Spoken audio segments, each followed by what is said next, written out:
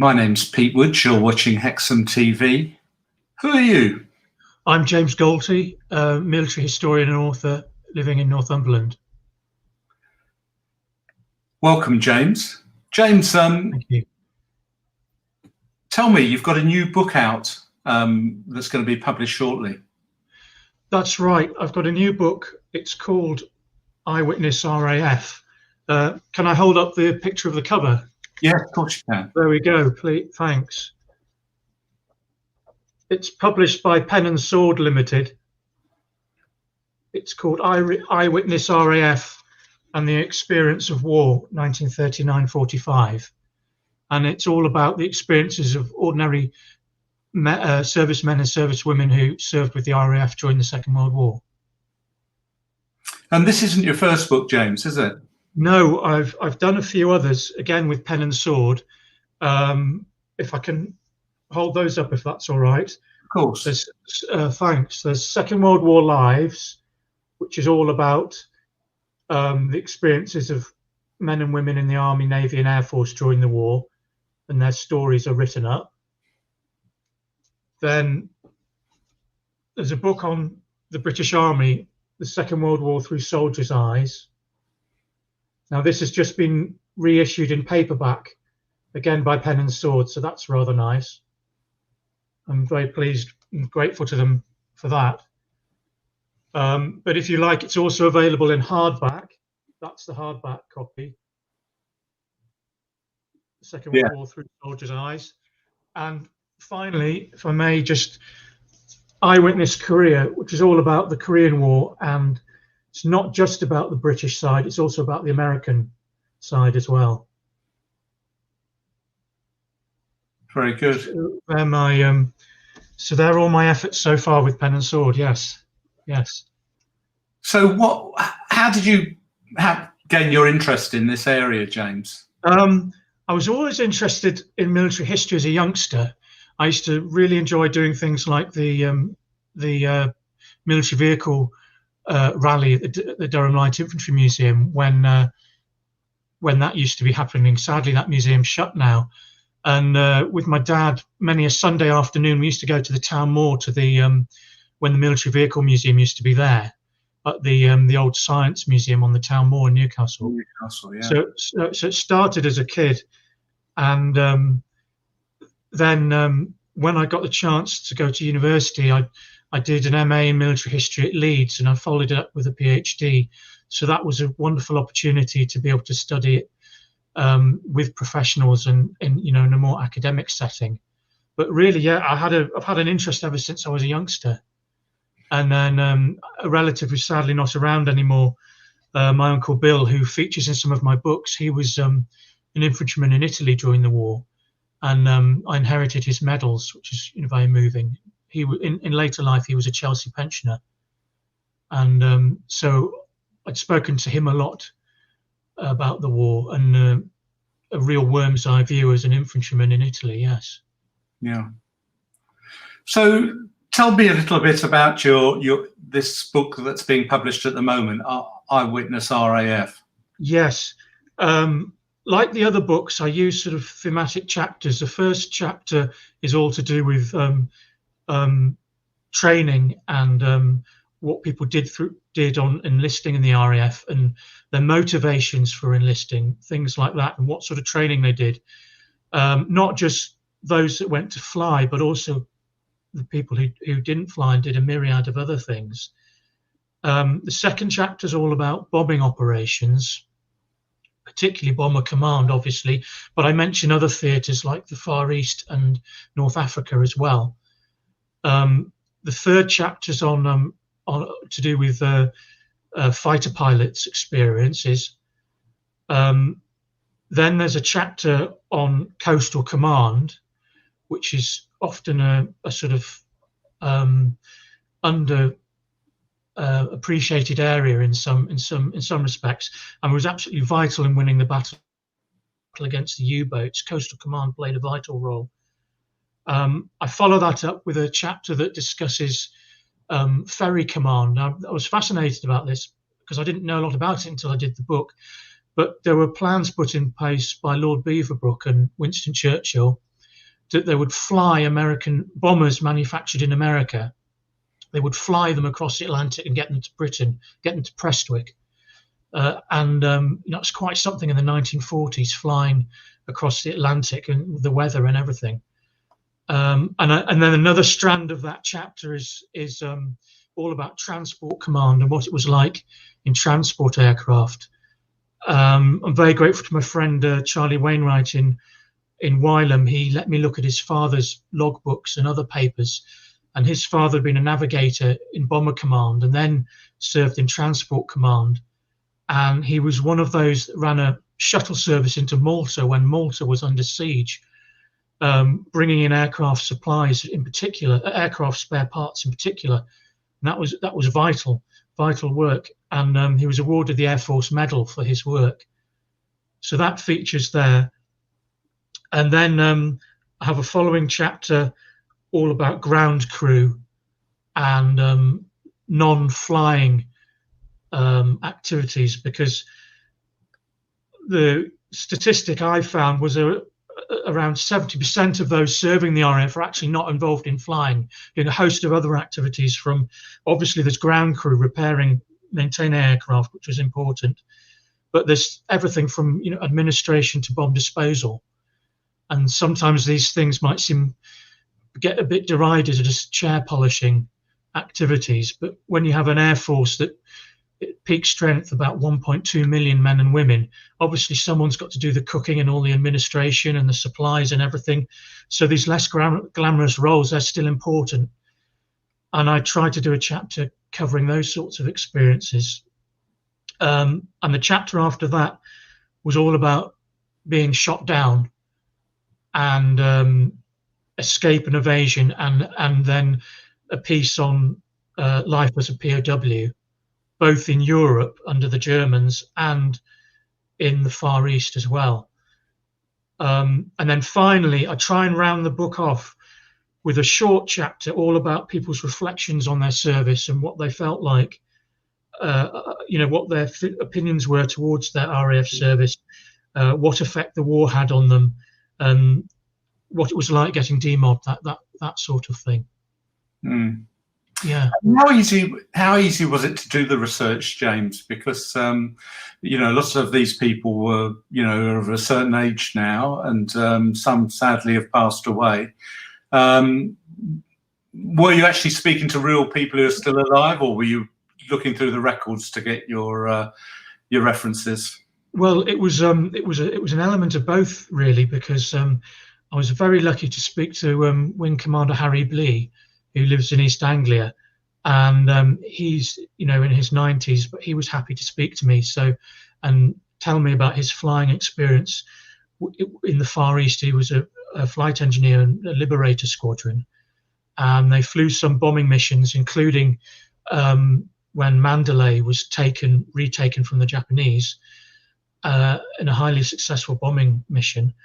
And he also flew what they called special duties flights. They were dropping agents behind the lines and supplies behind the lines to people working in the Far East. So that was very interesting to be able to speak to him and hear his memories. I also draw upon my late grandfather. He was an RAF intelligence officer, again in the Far East. And on the 50th anniversary of VJ Day in 1995, he opened up a bit about what he'd been involved in, because he'd been involved in signals intelligence, so a lot of it was secret, and so some of that's gone into the books, which I hope he would be proud that I've put some into the book. But then, yes, sadly, of course, there aren't so many veterans around now. As you say, everybody of that generation are going to be 90 plus. But so a lot of what's helped me are memoirs, books, and I'm also very grateful to the Imperial War Museum. They let me use some of their oral histories, which are very moving. And there's another archive down in Otley in Yorkshire called the Second World War Experience Centre, and they have lots of oral history and people's memoirs who did all kinds of things during the Second World War. And again, they very kindly let me use some of the RAF material. So, yes, without those two sources, I don't think I would have been able to do the book. Yes. No. So can you say something regarding the motivations or reasons why men enlisted into the RAF during the war, James? Yes, well, partly, if I think such as Wing Commander Blee's case, it's because he had a technical background. As a youngster, he was one of these kind of chaps who was wanting to. He grew up on a farm, and he's wanting to take machinery to bits and put it back together. So if you had that technical skill, that technical interest, many people, including him, joined as an apprentice, and then went on later to get a regular commission. But of course, there's the obvious ones like patriotism and wanting to do your bit. One fascinating memoir I read was by a chap called Morton Charlton from Hexham, and so a local chap, and he became a medic, a medical unit, a medical orderly, and it was in the Far East and in Northwest Europe and in the UK, and you know, many men like him, they joined it when they're 18 because they wanted to do their bit. Also, it's difficult not to stress back in the 30s and the 40s just how popular aviation was. It was still relatively new. You know, it was imbued with a huge sense of romance and excitement, and that applies to women as well. One of the ladies whose book I used, she's called Pip Beck, and she was a WAF at RF Waddington in Lincolnshire, and she was sort of awestruck when she was surrounded by all these bomber pilots and navigators and so on, sort of hero worship in a way. But just obviously she didn't fly herself, but you know, to be surrounded by people who were flying, to be near aircraft, even that was very exciting and a motivation. Other factors that come out are revenge. I was quite moved in a way by a description of another lady who joined the WAF. Sorry, that's the Women's Auxiliary Air Force.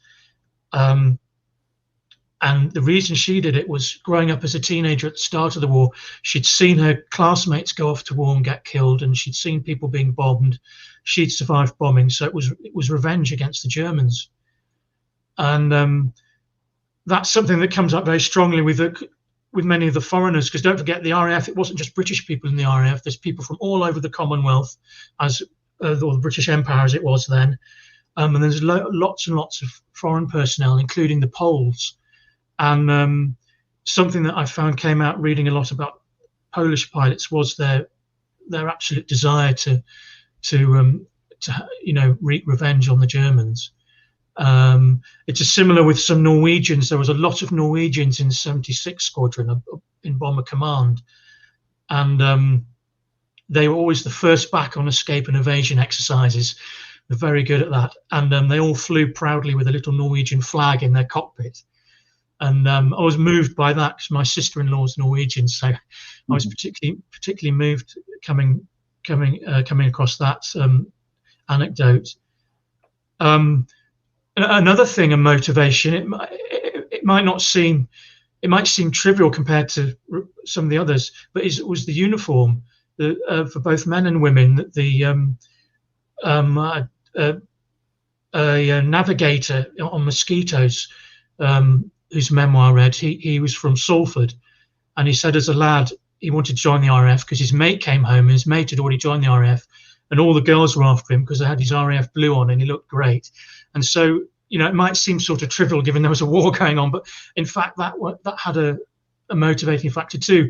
I mean, similarly, I came across a WAF who said she looked forward to swanking around in her uniform. So that was part of her motivation. But it must have been incredibly frightening as well, James, mustn't it? For young people, you know, at that time, they must have heard stories, as well as being bombed themselves. You know, they must have heard stories of people who flew and didn't come back, and it must have been frightening. It's brave, Absolutely. brave to join and fight. Absolutely. Moved by the stories of others, and don't forget, of course, it's their father's generation that had fought the First World War. So there's a sense that you need to do your duty as well. And also, I mean, you could argue about this, whether it was really correct, but there was definitely a perception among some joining the RAF that aerial warfare was somehow a cleaner, a brighter future, the opportunity for a cleaner death than if if being like their fathers in the trenches in the First World War.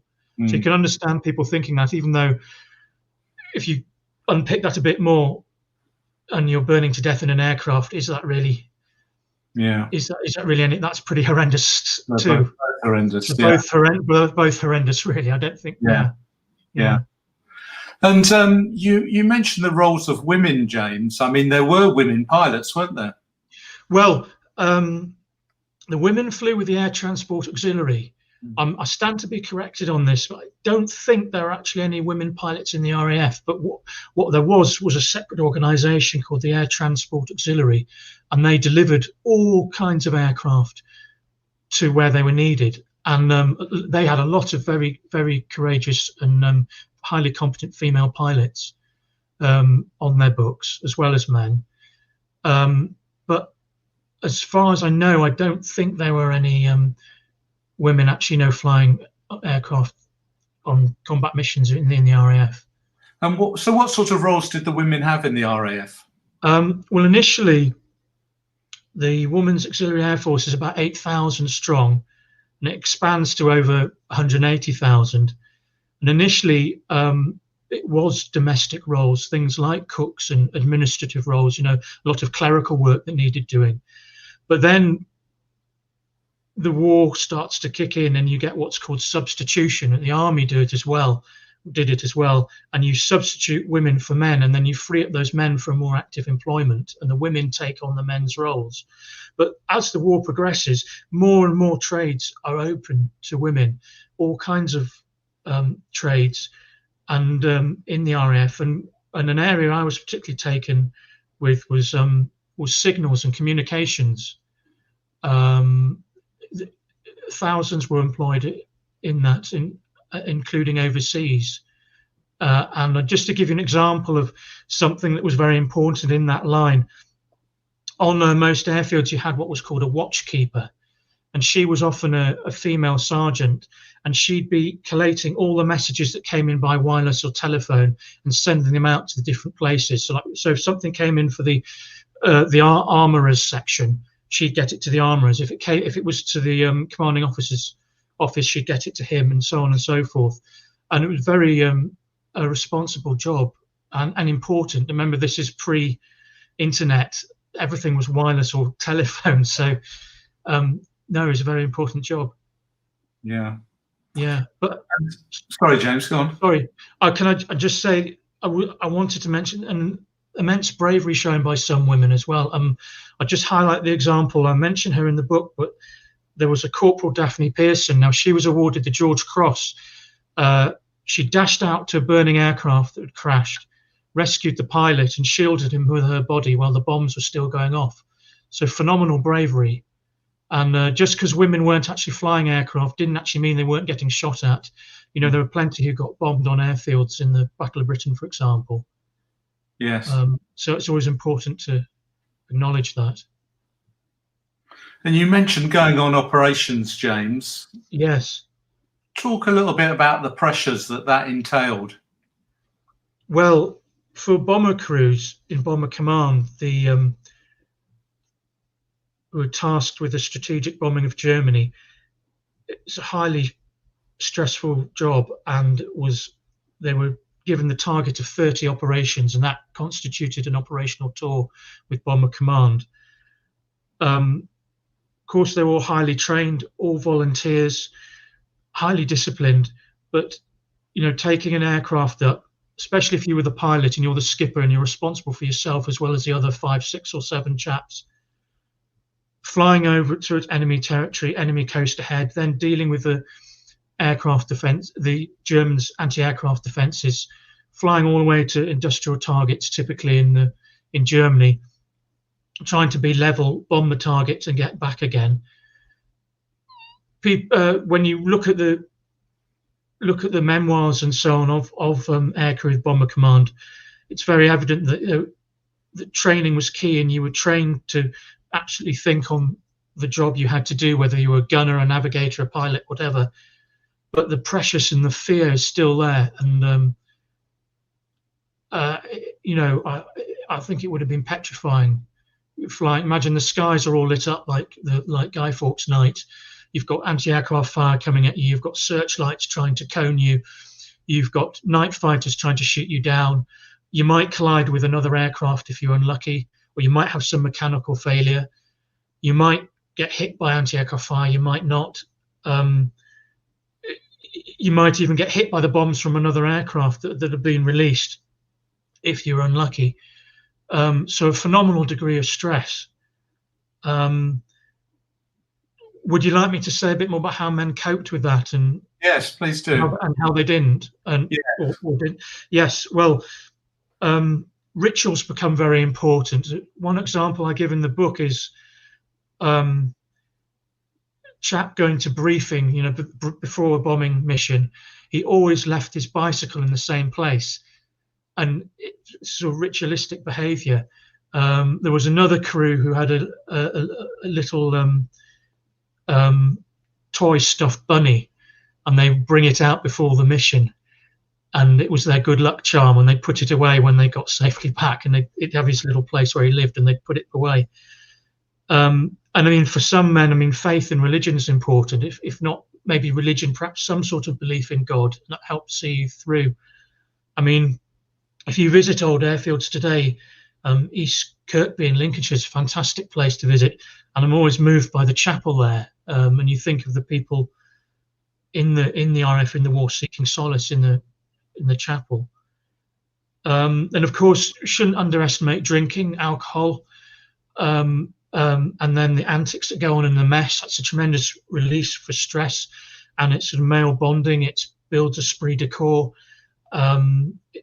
You know, it's something that features in most memoirs in some shape or form. Something that moved me especially was a pilot talking about how he had to develop a sort of mindset to cope with the flying all these missions with Bomber Command, to sort of almost accept that he was dead already, and that you didn't look ahead. Maybe you look ahead to your next leave, but you don't look any. It's almost living for the moment and being extremely fatalistic. So that must be incredibly difficult. Must have been incredibly difficult. But of course, there were some men who couldn't cope, who had breakdowns, which I got tremendous sympathy for. So I've had my own problems, health problems, so I know something about that. But the RAF branded these as a sort of euphemism for cowardice. It was called LMF, lack of moral fibre. And these men were stripped of their beret, their their wings or their navigator's badge or whatever it happened to be, gunner's badge, whatever. They were taken off flying duties. It was very tough, humiliating experience. They were officers were often actually taken out of the service altogether, I think. And the reason the RAF was treating these people so harshly is because, obviously there's a war situation fighting on, which when we're in a peace situation can be hard to appreciate. But the main reason was the fear that they didn't want it to spread like a contagion. They don't want fear to spread, and they don't want people breaking down, and they don't want people not doing their job. So they take them off flying duties and treat them very harshly. But of course, also thinking about this in practical terms from the authorities' point of view, they've put a lot of time and effort into training these people to fly. The average bomber pilot's done about 300 hours before he gets behind a Lancaster and goes on an operation. And so they put all this effort into training them. They in brutal terms, they don't want to waste those resources. So that's a very hard subject to deal with. I bring it up a lot in the book, not as one section, but various examples of LMF. Fighter pilots. I've got an example of a fighter pilot who suffered from it too, and I was very moved by one ground crew who said you could sort of look in a man's eyes and you could tell if he didn't have the bottle anymore and couldn't cope, or you could look at him and you could tell that actually he was going to take off and be killed. Really? It's very. I mean, fortunately, we're at peace at the minute, but it's quite hard. I'm trying to imagine what that must have been like. Yes. Yeah, yeah. And many of the crews, although you said, that a tour in Bomber Command was so many missions, many of the crews didn't actually complete that number of missions, did they? No, no. Sadly, I mean, casualties were at least 47,000 killed in action, and then a further 7 or 8,000 killed in flying accidents, training accidents. Gosh. Which is, yeah. I mean, in a way, one way of looking at it, in a way, is they're sort of equivalent to the infantry in the First World War, was consistently engaged in one major theatre of operations over a prolonged period, and also very high quality manpower, the people who served in it. In the First World War, these would be the kind of people who were the young platoon commanders in the infantry.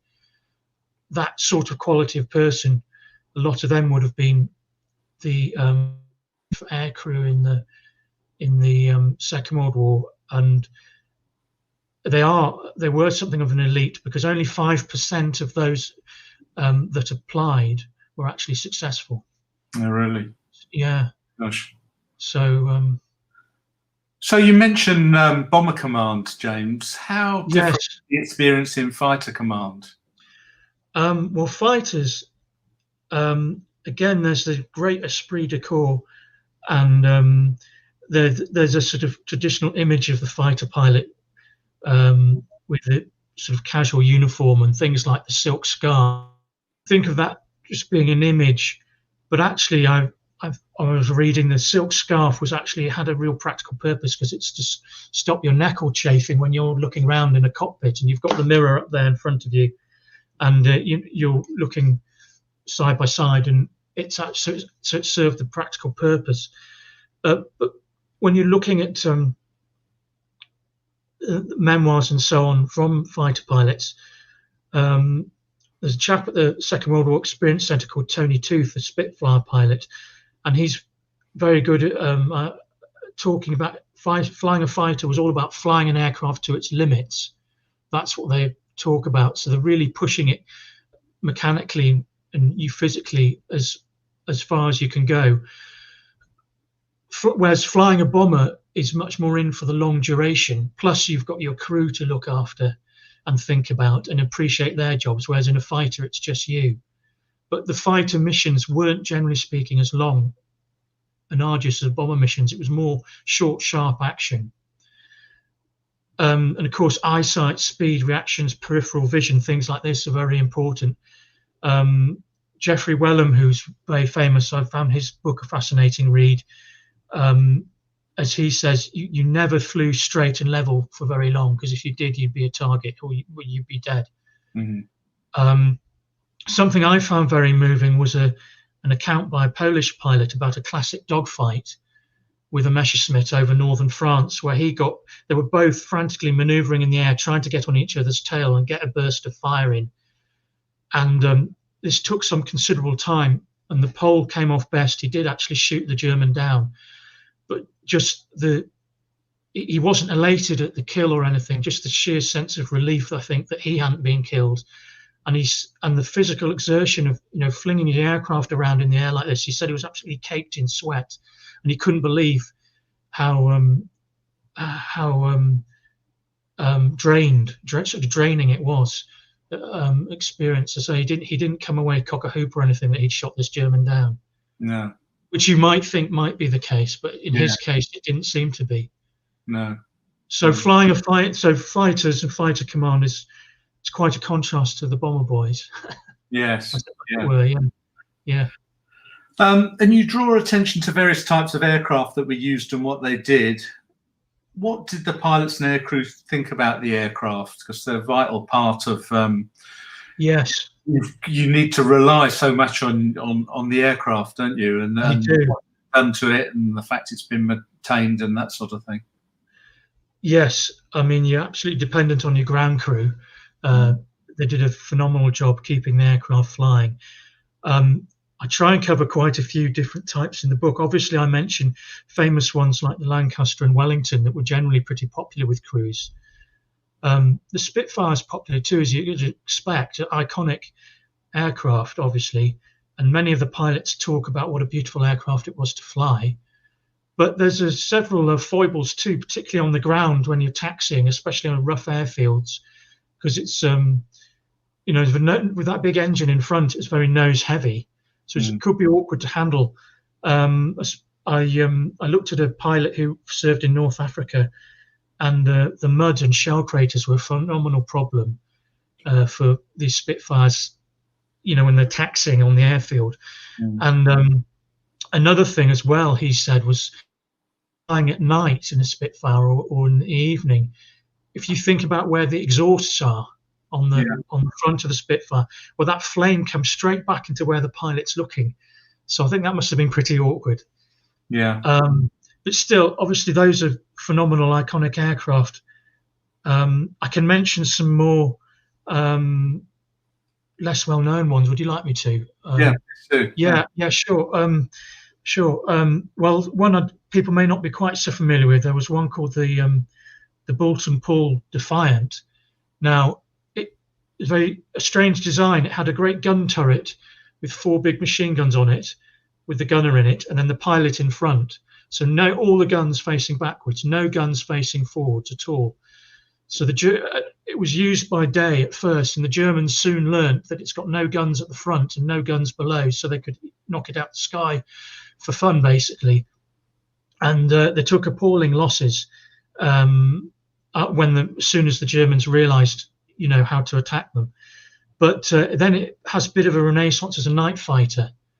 And I've got a wonderful description from Wing Commander James Gilbert Saunders in the book about using it as a night fighter. But unfortunately, his gunner, they managed to get up, and they were about to engage a Hankel bomber. They'd been vectored onto it. They got it. They knew where it was and everything. And he's telling his gunner to look right, but the gunner's facing behind him, facing the opposite direction, looks the other way. So he unfortunately looks the wrong way to shoot the plane down from their perspective. But they did actually eventually shoot it down, and I think it crashed somewhere near Grimsby. They did actually get a record of it crashing. But yes, there is aircraft in the book. I felt there couldn't not be, really. Yes. Hopefully it's. Well, it's very much from the perspective of what the men and women at the time thought. It's not a great technical summary or anything. Yeah. Personal experience. Yeah, that's right. What was the experience of Coastal Command?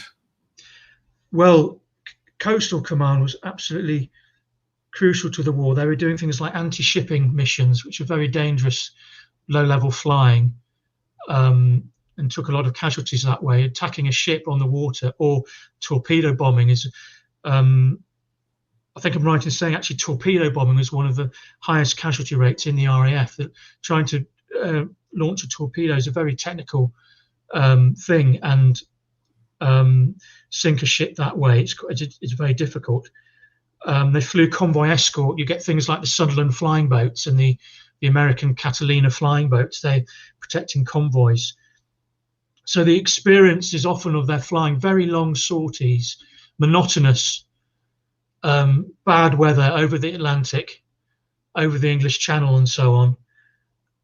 The old saying is they come back. The crew, Coastal Command crew, come back from a mission.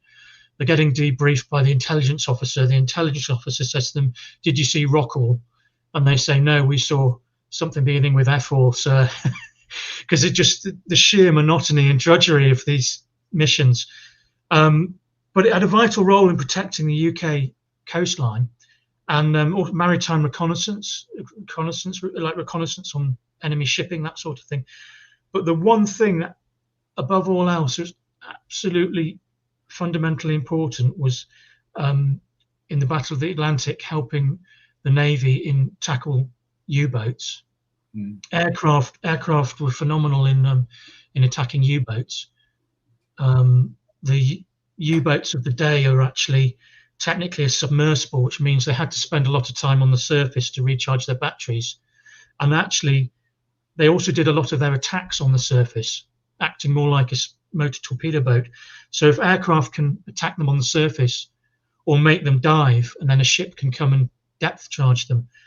No, aircraft were phenomenally important in the anti-U-boat role, and there's quite a lot in the book about that.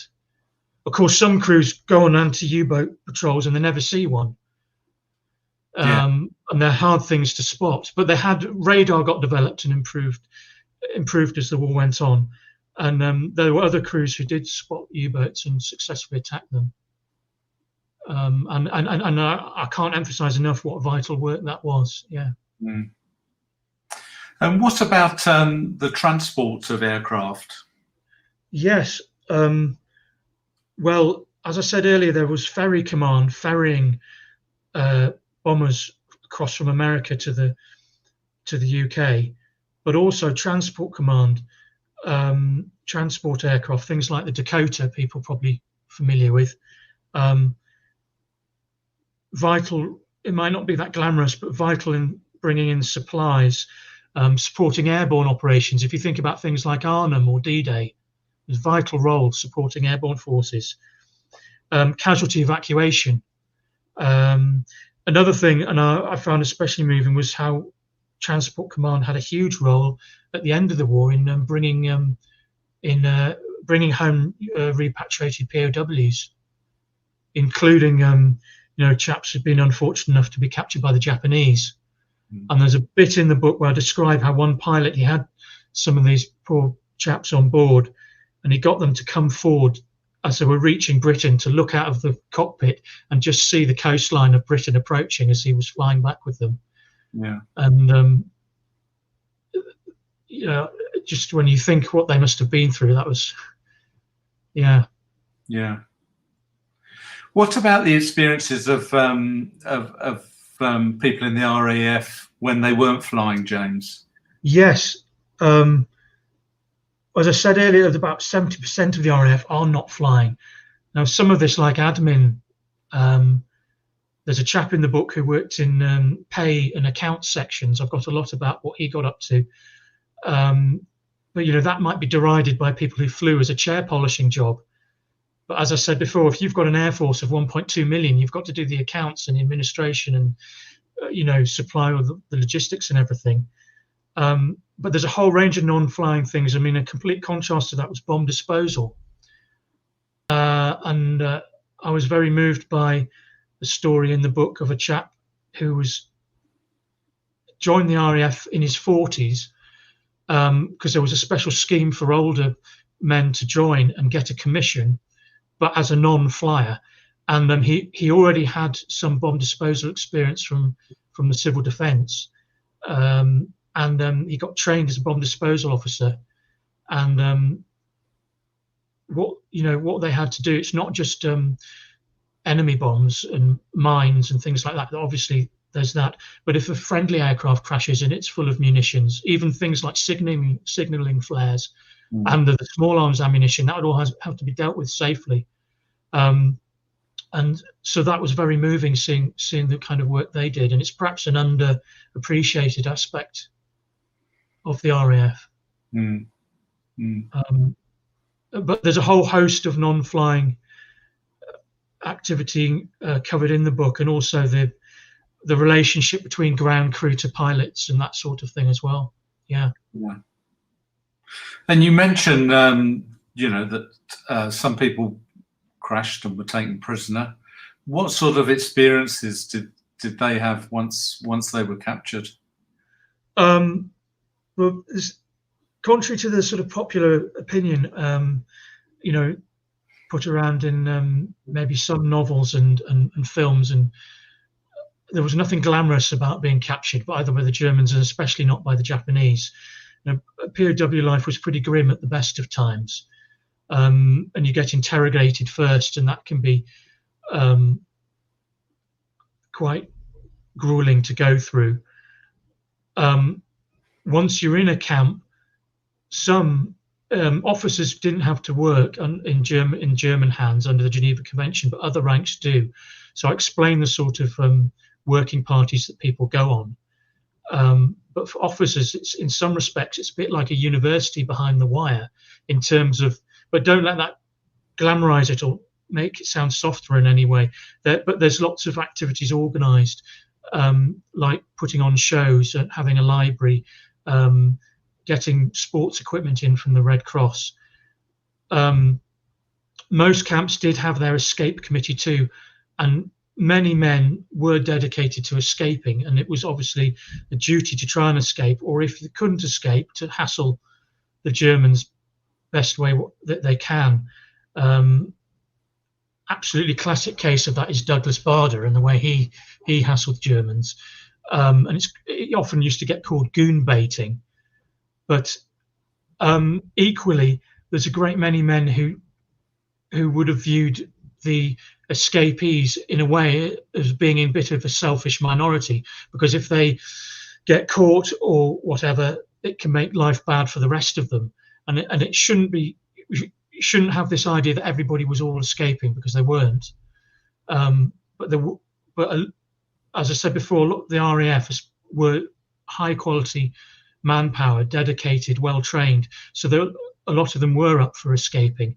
And if you weren't actually escaping yourself, you might be helping an escape, or in some way. You know, if a tunnel needs to be dug, they had to shore it up with wood, so you have to get wood from around the camp, and so on. You have to make bellows somehow. You have to make a breathing system. All these kind of things. So that forms a major. Well, that is a feature of that second last chapter. Is quite a major feature. And you also talk about being demobbed from the RAF and how that took place, and the experiences of perhaps, you know, high adrenaline and, you know, going from sort of active service into civilian life. It must have been an incredible, well, relief that the war was over, but, you know, a great change, and you go home with all of those experiences in your mind and, you know, your physical changes that may have occurred if you've been injured. Yes, I think relief and the pressure of, in some cases, my late grandfather, for example, he signed the Official Secrets Act because he was involved with signals intelligence. So he felt he couldn't open, therefore, after the war, apart from talking about general things such as anecdotes about his officer training, he couldn't talk, he didn't feel he could talk about any of the signals intelligence work he'd done, because he'd been so drilled to be secret about it. Other men had more mentally traumatic experiences. One chap I quote, he had been involved in salvaging aircraft and salvaging crashes, including a lot of Americans, and he'd actually known these American crews socially, been on, you know, on air bases and met them, and he was having to pick up the pieces when a B-17 crashed or whatever.